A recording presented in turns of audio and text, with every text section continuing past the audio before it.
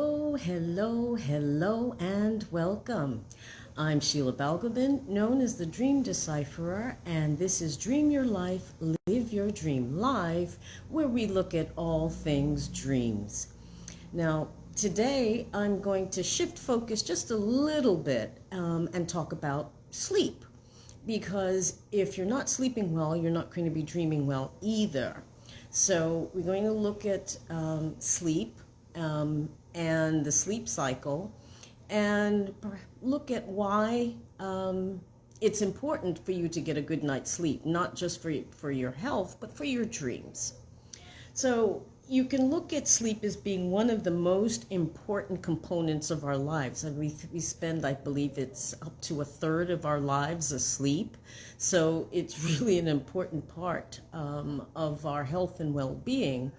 And quite simply, if you're not sleeping well, you're not dreaming well. And the reason for that is quite simple. The sleep cycle, which includes dreams, has to be completed, and the dream part, or REM sleep, is at the bottom of this cycle. So that if you're not getting sufficient hours of sleep, you're not getting through the entire sleep cycle, and therefore not accessing the part where dreams take place.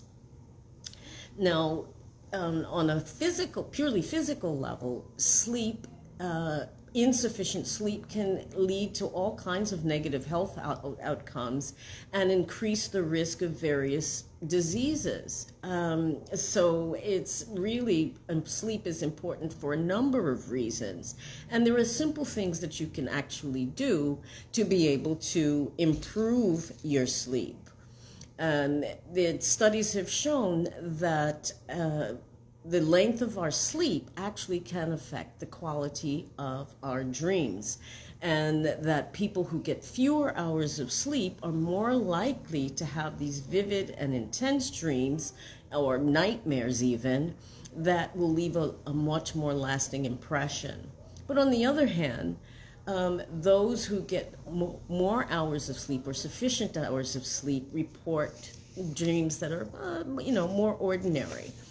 Now, I often get the question, how many hours of sleep is enough? And my answer is that, experts say that between 6 and 9 hours is about right. But what I tell my clients is that the number of hours that you need to sleep for you to wake up feeling refreshed and alert is the right number of hours for you. For example, for me, 6 hours is sufficient. If I sleep longer than 6 hours, I become dopey. I can't function. It's too much sleep. Other people, it may be 7 hours, it may be 8 hours, it may even be 9 hours. Some may be 6 or 5.5 hours, but whatever the number of hours are, it's enough that you feel well, you feel alert, you wake up well, in the mornings or whenever it is you get up. So, that's your body will tell you what is a sufficient number of hours of sleep, and however many hours that may be, the dream sequence or dream part of the sleep cycle will happen if you're getting your full complement of sleep. Now, with regard to how to improve your sleep, there are very simple things that you can do.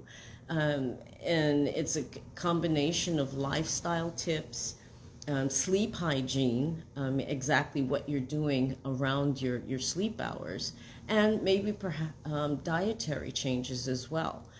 For example, in terms of diet, eating highly spicy food, particularly late at night, is not a good idea. Alcohol to relax may actually have the opposite effect and disturb your sleep.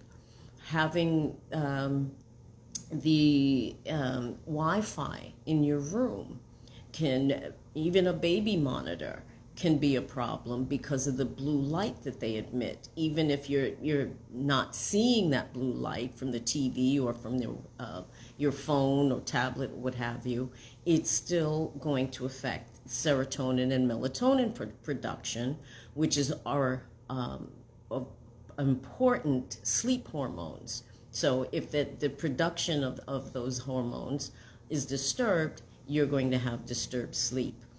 I mean, other things that you can do. I mean, looking at the temperature of your room. Is it too hot?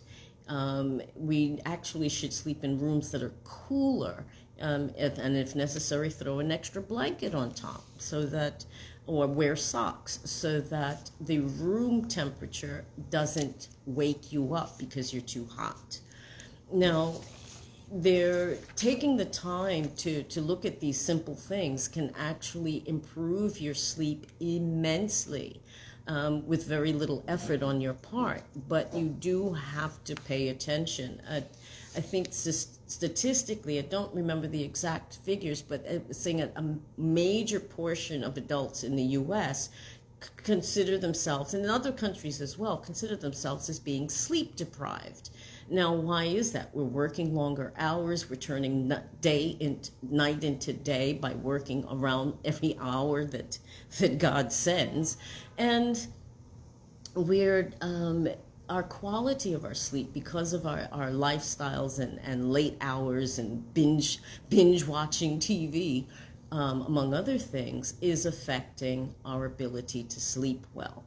And if you're a parent, you're even at more of a disadvantage, because you may have young children in the house that are disturbing your sleep as well.